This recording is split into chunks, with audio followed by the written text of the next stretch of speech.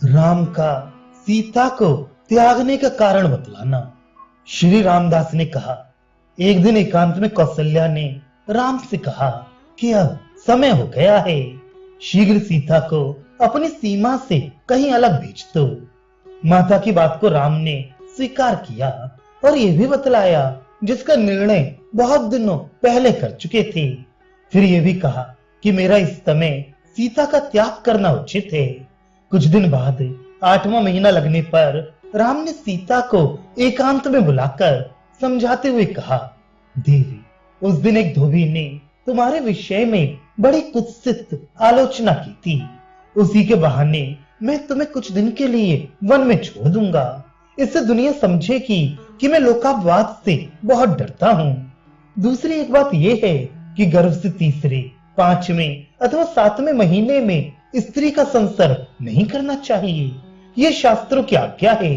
इसलिए इस धोबी की बातों की ब्याज से तुम्हें दूर रखकर मैं शास्त्रीय आज्ञा का पालन करूंगा और पास रहने में ये ना हो सकेगा कि मैं तुमसे ना बोलूं, क्योंकि तुमको देखने से मुझे काम सताने लगता है।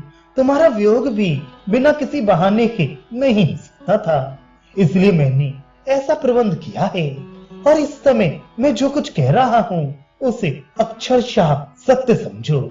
5 वर्ष के भीतर ही तुम फिर यहाँ आओगी और संसार को दिखाने के लिए तुम्हें शपथ लेनी होगी।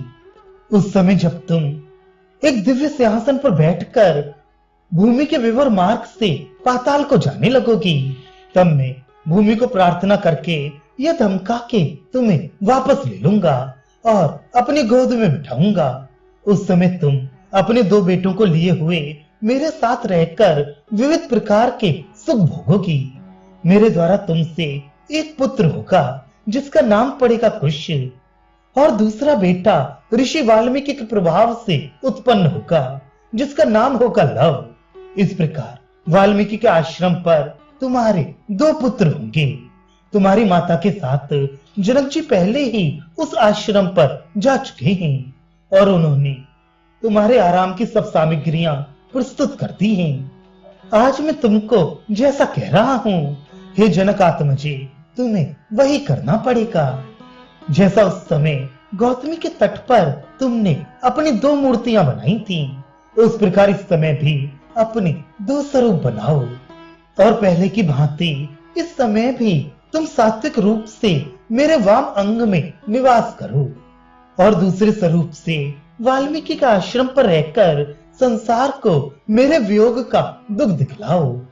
आश्रम पर भी जब कुश का जन्म होगा उस समय आकर मैं तुम्हें एकांत में दर्शन दूंगा। राम की बात सुनकर सीता ने मन मुस्कुराहट के साथ तथास्तु कहा और रजोगुणमयी तथा तमोगुणमयी सीता अपनी छाया राम के दक्षिण भाग में बैठ गई और सत्य रूप से राम के वाम भाग में विलीन हो गई। इसके बाद रामचंद्र जी सभा भवन में गए। वहां मंत्रणा कुशल मंत्रियों तथा कितने ही दरबारियों से वेष्टित होकर बैठे। मित्रों ने उस समय भगवान की विविध प्रकार से पूजा की। तत्पश्चात तरह तरह की हंसी दिल लगी की। इसी प्रकार की बातें कर करके वे परस्पर मनोविनोद करने लगी। प्रसंगवश राम ने विजय नामक एक गुप्तचर से पूछा कि इस समय अयोध्या वासी लोग मुझे किस दृष्टि से दिखते हैं। उनकी दृष्टि में मेरा शासन अच्छा है या खराब है। इसके अतिरिक्त सीता, मेरी माताओं, भाइयों अथवा कैकेयी के प्रति लोगों के हृदय में कैसा भाव है। किसी प्रकार डरो मत, जो कुछ मालूम हो साफ साफ बतला दो, तुम्हें मेरी शपथ है। इस प्रकार राम के पूछने पर विजय ने कहा, हे देव, आपके किए महान कार्यों की सराहना करते हुए लोग प्रशंसा ही करते हैं। फिर भी आपके विषय में कुछ लोगों की जो दूसरी राय है उसे भी बतलाता हूँ।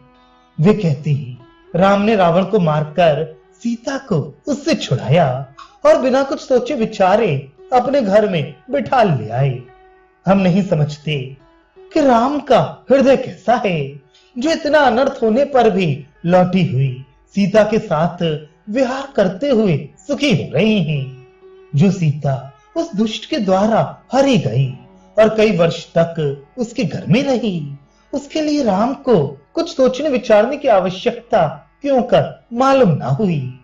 उनका क्या बिगड़ा, वे चाहें एक बार कोई दुष्कर्म भी कर ले तो कोई दृष्टि नहीं उठा सकता, लेकिन इसका कुप्रभाव तो प्रजा के ऊपर पड़ेगा। ये साधारण नियम है कि जिस देश का जैसा राजा होता है, प्रजा भी वैसी ही हुआ करती है। इस प्रकार की बातें बहुतों के मुंह से सुनी गई हैं। एक धोबी ने भी एक बात आपके बारे में कही थी, सो भी कहता हूं। उसने क्रोधवश अपनी व्यभिचारिणी स्त्री को संबोधित करके कहा, अरे मैं वह राम नहीं हूं जिन्होंने वर्षों रावण के घर में रही हुई सीता को अंगीकार कर लिया। जहां तेरी इच्छा हो वहां जा, मैं राम की तरह कभी ना करूंगा और तुझे नहीं रखूंगा। मैं रास्ते में चला जा रहा था, तब धोबी की बात सुनी थी, सो पूछने पर आपको बतला दी। अब आप जो अच्छा समझे मैं करें। विजय की बातें सुनकर रामचंद्र जी ने अपने मित्रों से भी इस विषय में पूछताछ की।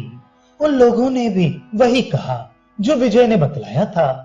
इसके बाद रामचंद्र जी ने मंत्रियों तथा विजय को विदा कर दिया और लक्ष्मण को बुलाया। लक्ष्मण से राम ने कहा, हे लक्ष्मण, सीता के कारण संसार में लोग हमारी बड़ी निंदा कर रहे हैं। इससे भी बढ़कर अपवाद होने की आशंका है। इसलिए कल सवेरे तुम सीता को रथ में बिठाकर मुनि वाल्मीकि के आश्रम पर छोड़ाओ। इस बात के विपरीत यदि तुम कुछ कहोगे तो मैं तुम्हें हमारी हत्या करने का पाप लगेगा। हाँ, इतना और करना, वन से लौटते समय सीता की एक भुजा भी काट कर लेते आना, जिसे दिखाकर मैं अयोध्या वालों को विश्वास दिला सकूंगा। इतना कहकर राम कैकेयी के पास चल दिए।